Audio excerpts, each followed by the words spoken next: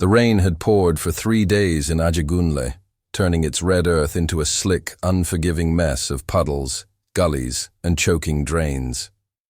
The old bridge over River Odoona had long been declared unsafe, but for people like Chinedu, a struggling, single father and vulcanizer survival didn't obey safety warnings. Every morning he strapped his little daughter, Adiz, to his back and crossed the shaky planks on foot, heading into town to hustle whatever he could. Chinedu had once been a man of dreams. Before the illness took his wife Ngozi, he had believed in building a small workshop of his own, teaching apprentices, and raising Adais in comfort. But dreams had a way of drying up in the sun of Nigerian hardship. Now, he patched tires under the shade of an abandoned shop roof, and when the weather permitted, he walked from compound to compound, offering to fix broken generators. That morning, just as the clouds parted to release a reluctant sunrise, Chinedu heard a splash louder than any usual river noise. He froze. He knew the river's sounds intimately. He had grown up fishing its edges as a boy. But this sound was different. It was desperate. He looked down from the bridge and saw a body thrashing in the current.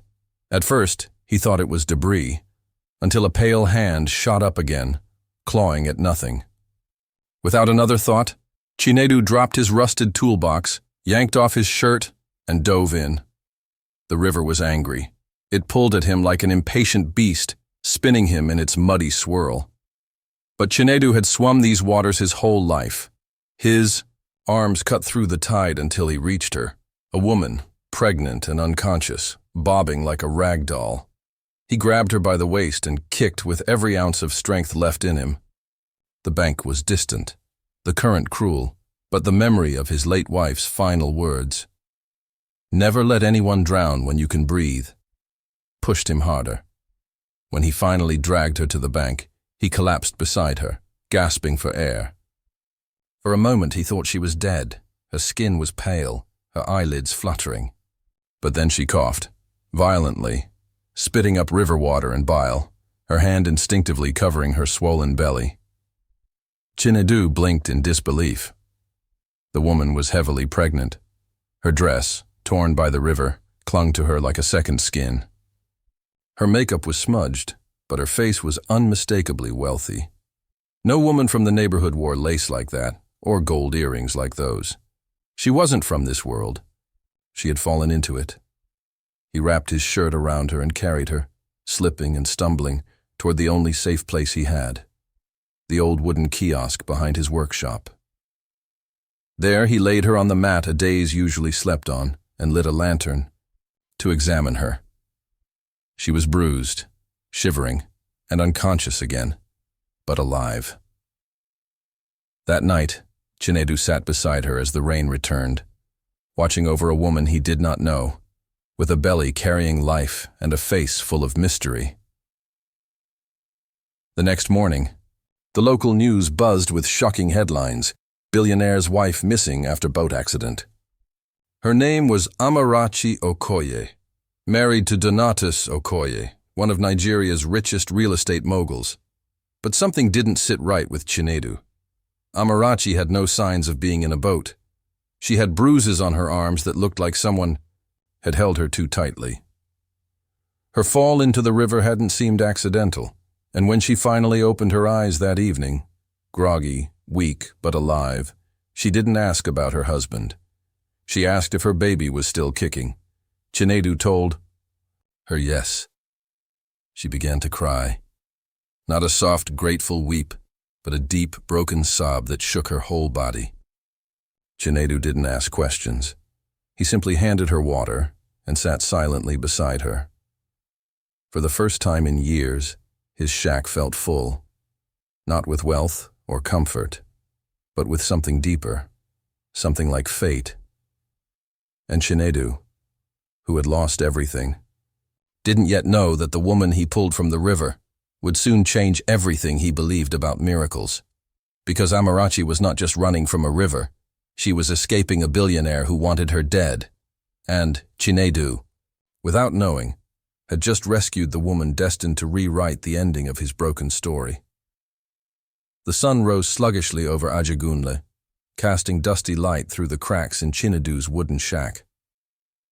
Amarachi lay still on the woven mat, her eyes open but unfocused, staring at the rusted ceiling fan that didn't work.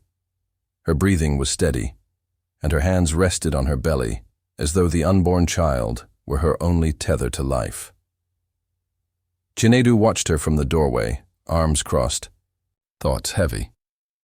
He had fed at ease and taken her to a neighbor's shop for the day.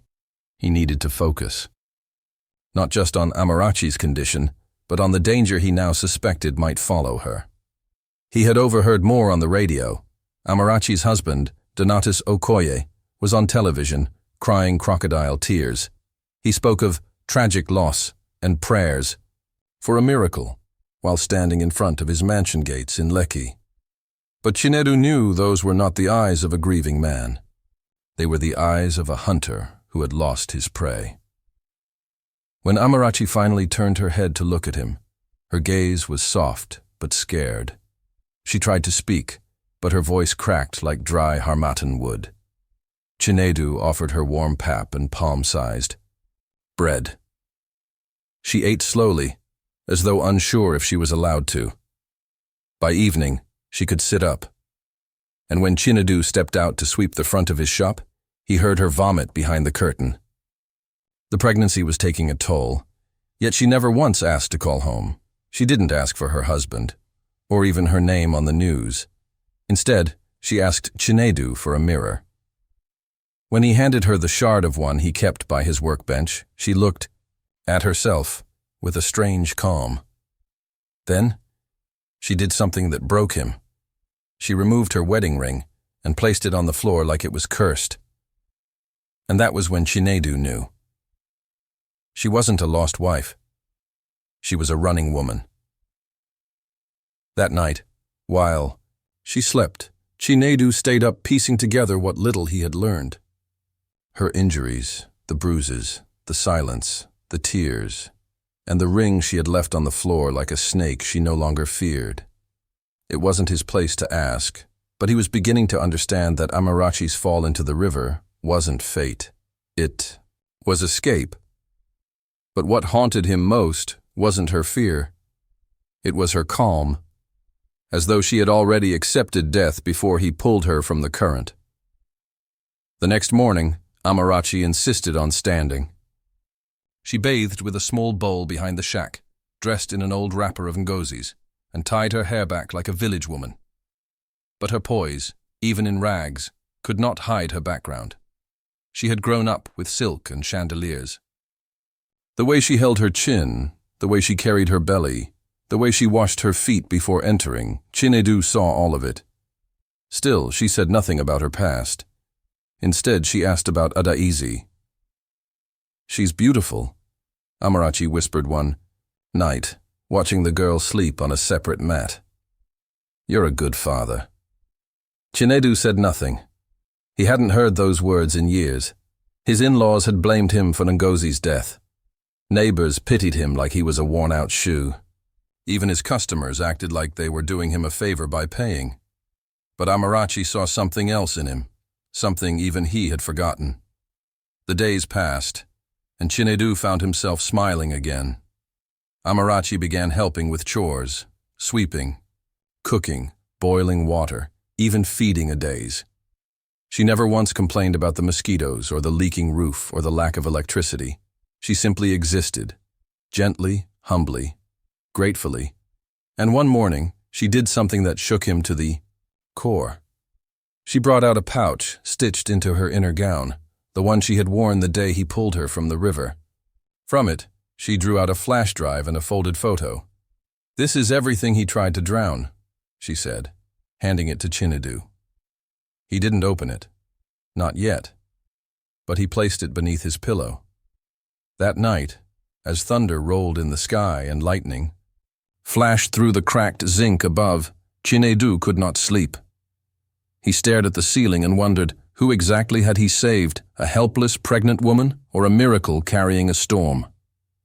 What he didn't know was that Donatus Okoye was already looking for her, and had just arrived in Ajegunle with men who didn't wear uniforms but carried guns and cash, and the flash drive under Chinedu's pillow.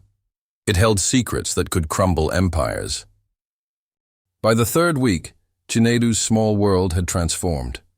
His shack, once a silent graveyard of old tools and older memories, now pulsed with quiet warmth. Amarachi had not only healed, but blended into the rhythm of Ajegunle. People assumed she was a distant cousin or widow from the village. No one asked.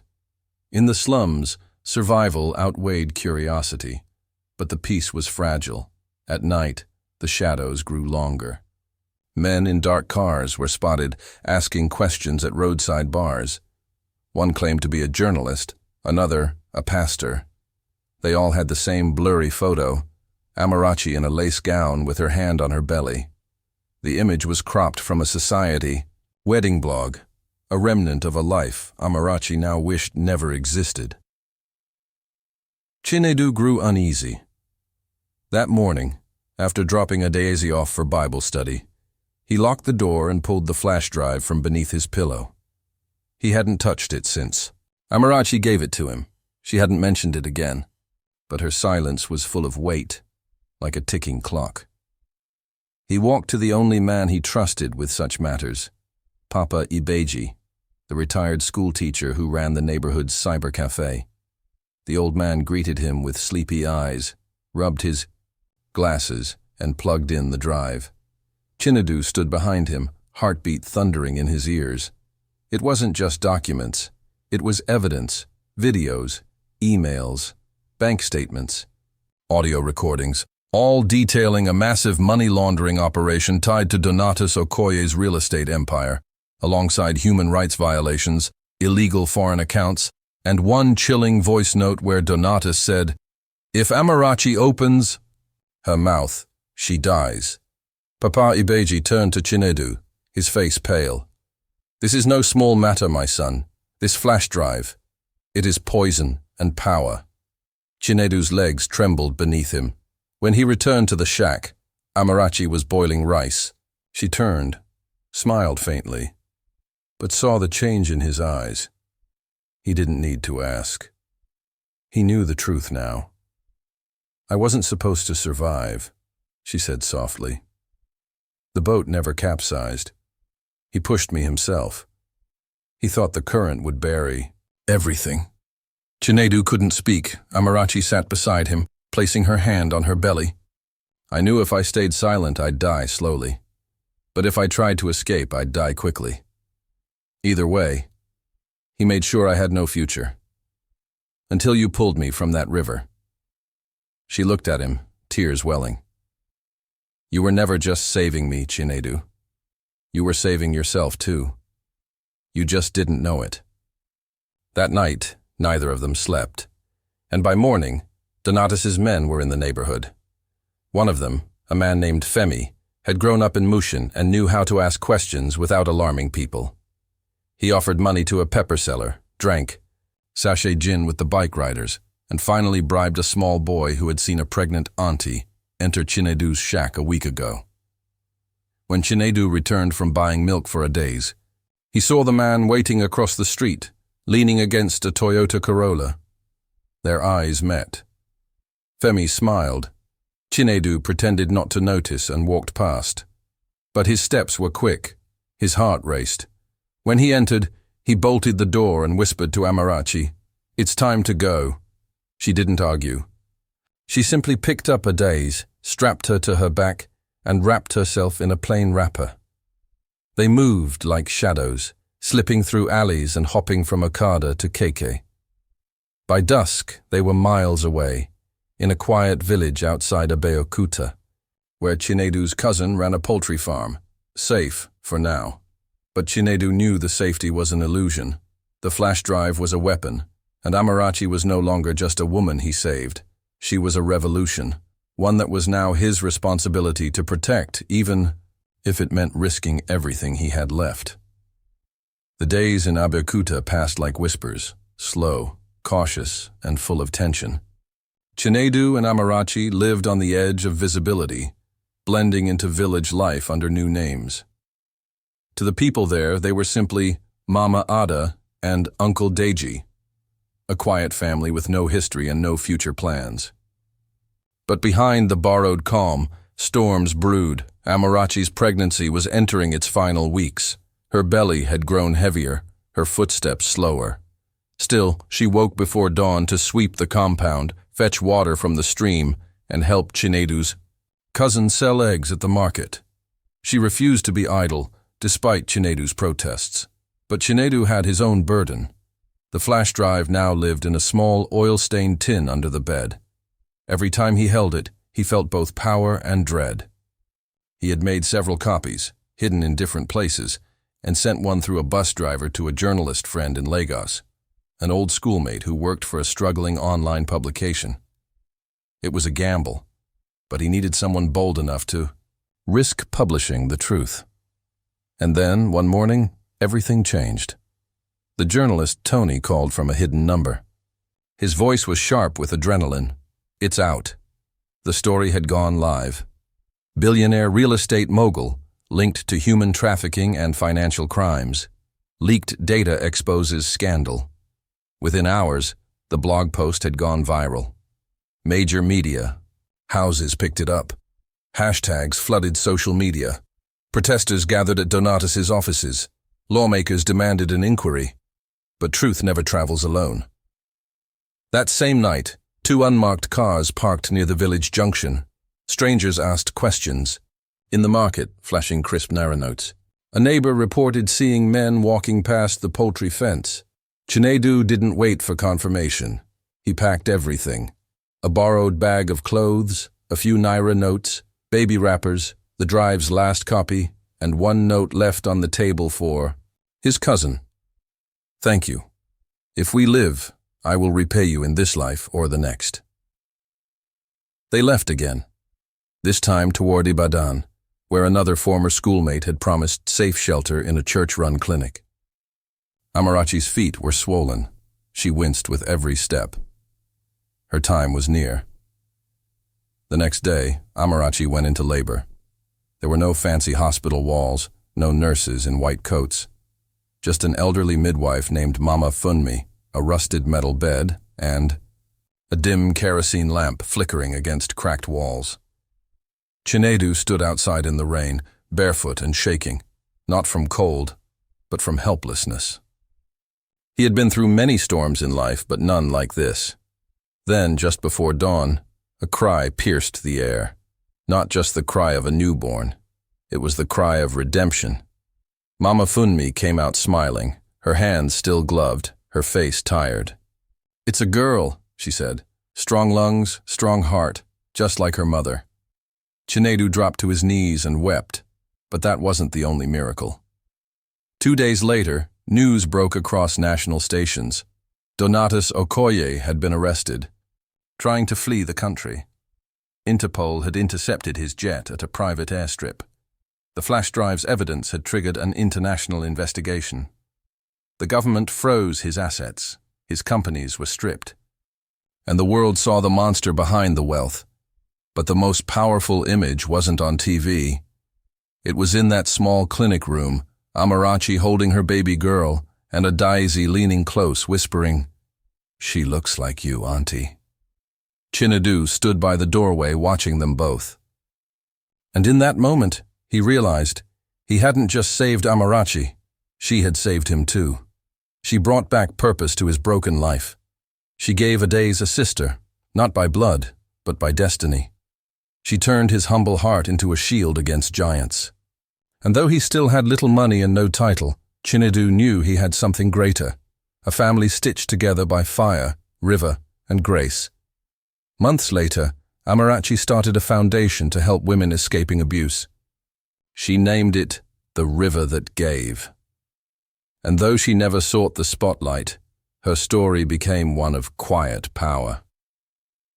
As for Chinedu, he opened a real workshop with help from the foundation, training young men, giving them skills, offering them dignity, and every morning he would look at the 2 girls playing in the dust and whisper, You were the miracle I never prayed for, but you were sent anyway.